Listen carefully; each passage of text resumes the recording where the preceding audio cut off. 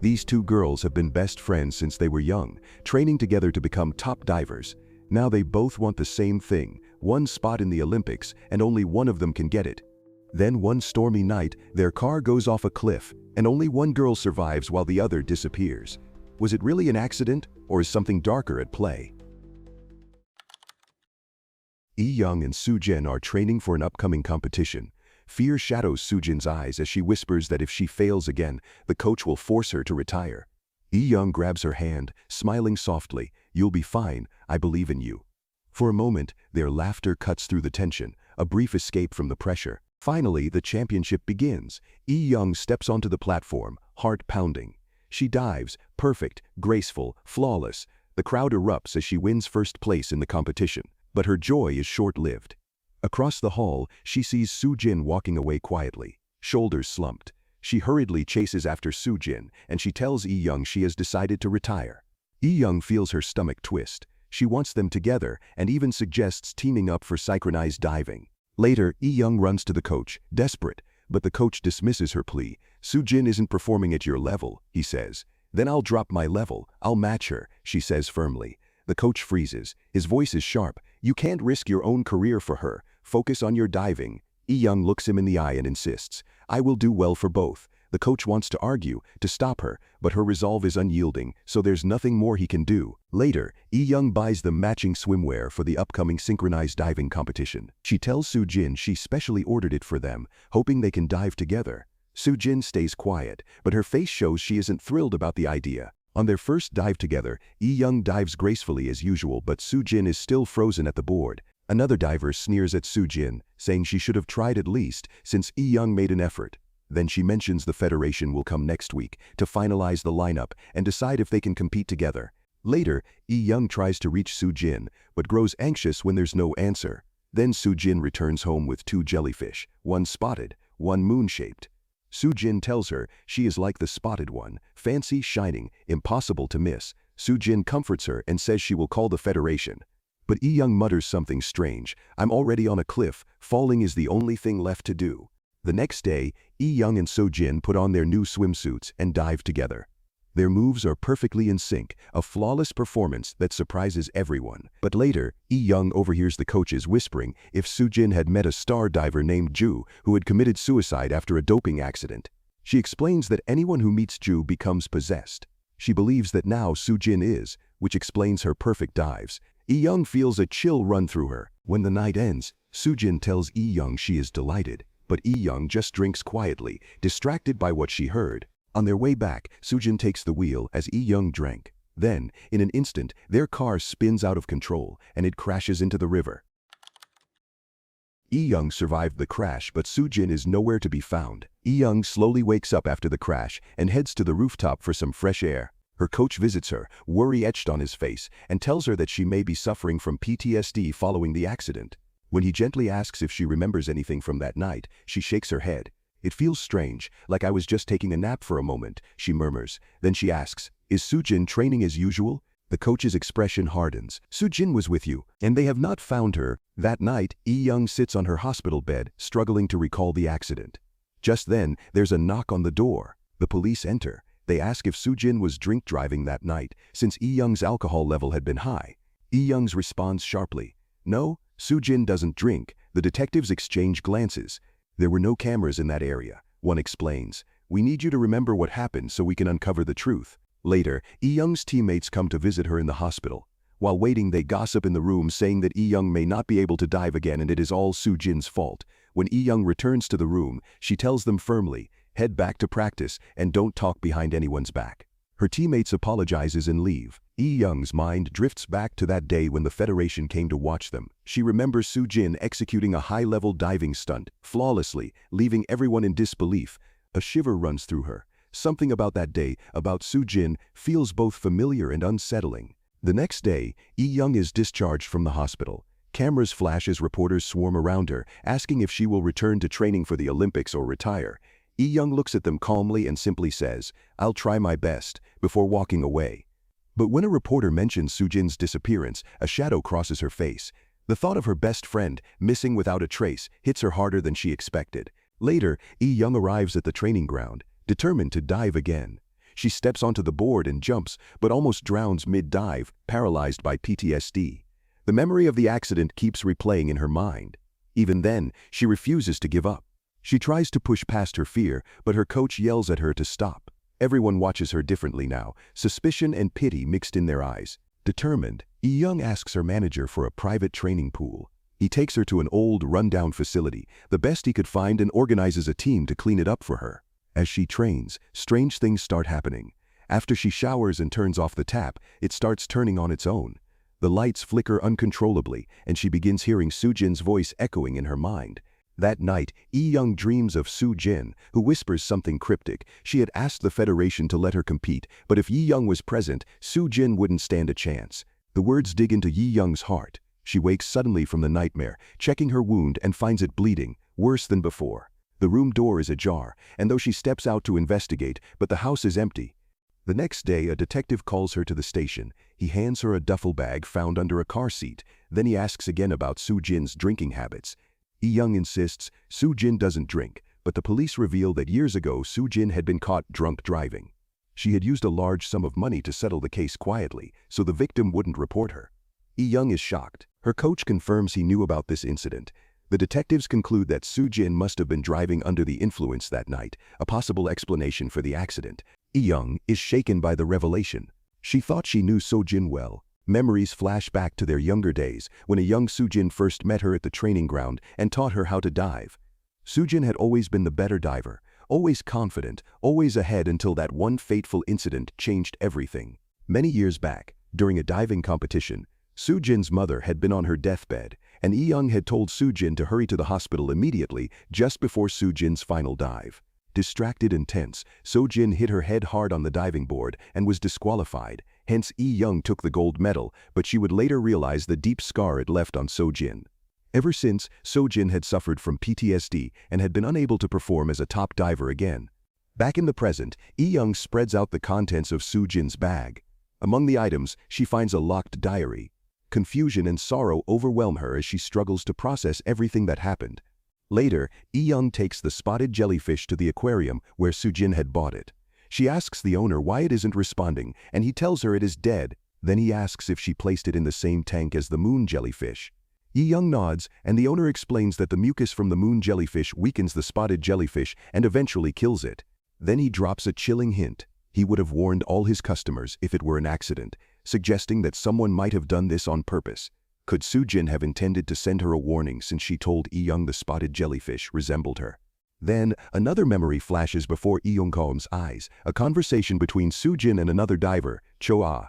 She had learnt that Soo-jin was abusing pills to calm herself down, and then turned to Soo-jin, asking if she hated Young because she was always perfect.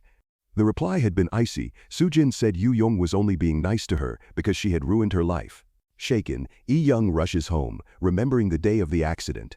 She and Soo-jin had fought over those very pills. She had warned Soo-jin not to take them, but Soo-jin had snapped, saying Young could never understand. Back at her apartment, Young finds the pills and destroys them. Then, with trembling hands, she opens Soo-jin's diaries one by one. Inside, she reads the truth. Soo-jin had been deeply hurt after that fateful competition. She feared she would never dive again. Every time she saw the scar from that day, anger and resentment toward Young flared up. And worst of all, Soo-jin believed that Young had deliberately told her about her mother's condition too early, knowing it would unsettle her, despite the coach insisting she wait until after the competition. Young sinks into the floor, realizing for the first time how her best friend's pain and hatred had been quietly growing all these years. The friendship they once shared now feels like a fragile thread, frayed by secrets and misunderstanding. Then her mind turns unstable again, and she rushes to the police station. She tells the detectives that Soo-jin had tried to deliberately kill her, but as she speaks, Soo-jin's voice begins echoing in her head. Every detective seems to be Soo-jin, whispering, mocking, taunting. Overwhelmed, Young collapses, fainting on the floor. She wakes up in the hospital and tells her manager to discharge her immediately. The following day, the news reports a shocking discovery: performance-enhancing drugs being distributed from an aquarium. The police have arrested the owner and revealed that he had been selling a drug called the Ghost of Jewett. Fear, obsession, and madness seem to intertwine in every detail. The day after, the police arrive at Young's house. They tell her that the investigation into her case is being halted. Soo-jin is still missing, but too much time has passed to pursue further leads. Young, trying to close this dark chapter, throws the remaining jellyfish away. Then she heads to the pool. For the first time in weeks, she climbs the diving board without hesitation and manages to dive a perfect dive. The next day, at a press conference, Young faces the media with calm confidence. She tells them that she is ready to dive again and that she will participate in the Olympics. When a reporter asks how she managed to overcome the trauma, she smiles faintly and answers, "It's all about mental strength. I learned to face it, and I overcame it with my own will." But behind that confident smile, a shadow lingers in her eyes, the memory of Soo Jin, the whispered voices, the ghost of the past that refuses to vanish completely. The next day, Young heads to the pool to shoot a commercial. But as she stands at the edge of the diving board, her mind drifts to Soo Jin's accident once again. Fear grips her, and she cannot make the dive. The producers grow impatient. They suggest using a stand-in diver instead. Young's manager tries to insist on postponing the shoot, but the producers refuse as the equipment is too expensive to rent for another day. A younger diver, Cho-ah, is chosen to replace Young. The girl performs flawlessly, completing the dive perfectly. Watching this, Young feels a sharp sting in her pride, her confidence bruised. Later, her manager approaches her, gently suggesting that she team up with Cho-ah for synchronized diving. Cho-ah has potential, he says, but Young refuses. Synchronized diving isn't just about diving, she says. It's about trust and teamwork. Determined, she heads back to the pool to practice another dive. But once again, her PTSD strikes. The memory of Soo Jin's accident flashes before her eyes, her body frozen in fear. The next day, Young reluctantly starts training with Cho-ah for a synchronized double dive. To everyone's surprise, they manage to coordinate almost perfectly. The coaches and teammates praise Cho-ah, saying she performs even better than Young did in her younger days. But then, Young asks Cho-ah a strange, unexpected question. "Did you meet Ju?" Cho-ah looks puzzled. "I've never met anyone with that name," she says. The other team members glance at Young, exchanging uneasy looks. They whisper that she's been acting strange lately. That night, Young coach tells her, "You've been practicing too hard. You're pushing yourself too far. I think you need to be checked at the hospital. If Soongjin had received proper treatment, she might have recovered. Things wouldn't have ended like this." Young glares at him, her eyes cold. "Do I look like Soongjin to you?" she says sharply. Then she continues, "I admit I'm not feeling 100%, but I am not weak like Soongjin." A heavy silence falls over the room. Later, Young meets with her manager. Moments later, the Federation officials arrive at the venue with the judges for the upcoming competition. Seeing her there, they invite her to join them for lunch, but Young refuses, her voice calm but sharp. "I am Young," she says. "I don't need to attend these events to win votes." All of them stare at her in shock, as it was only a simple invitation, but Young has become too sensitive. Then she boards a taxi, but when she sees a cliff, a cold fear grips her. "Where are we going?" she asks, her voice trembling. And driver tells her they are heading to her place, but in her head, she hears, "We're going to the cliff to look for your friend." Panic rises in her chest. She orders him to stop the car and let her out. When she sees the accident zone, she runs away, desperate to escape. Then suddenly, she wakes up. It was a dream, an illusion, but it feels painfully real. The next day, the final selection for the Olympic 10-meter diving event begins. The arena is packed, the crowd cheering for Young, hoping she will succeed. But as she takes her first dive, she falters. Her movements are stiff, her timing off. Everyone watches in disappointment. Her second dive is only slightly better. Yet, by some margin, she remains in the lead. Cho-ah is close behind, and the finals are scheduled for tomorrow.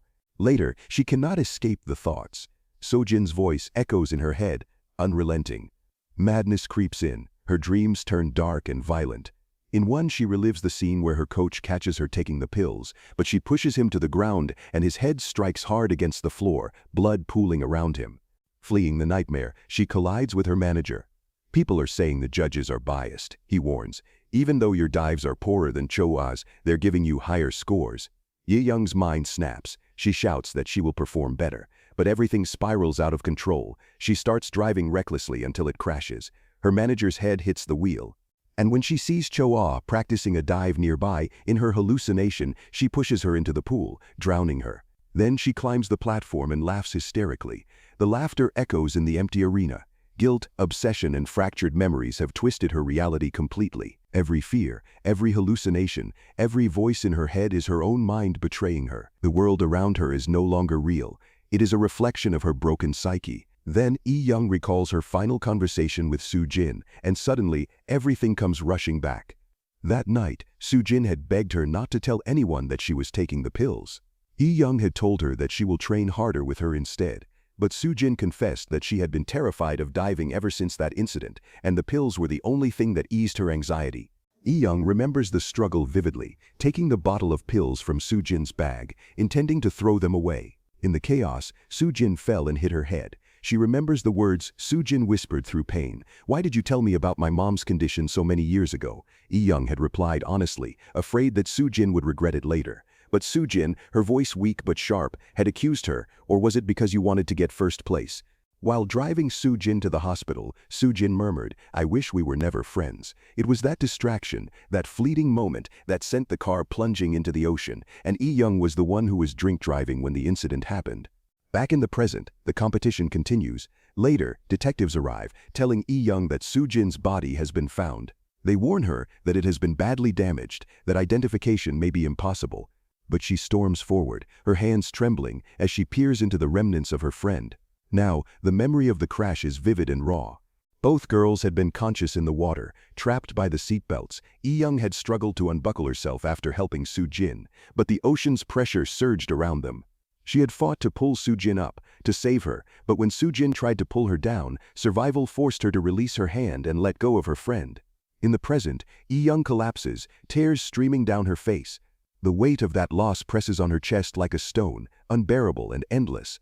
The final scene shows Young standing at the pool where she first met Soo-jin. She stares at the place, remembering the laughter and the quiet moments of friendship from when they were younger, and wonders, why did it have to end like this?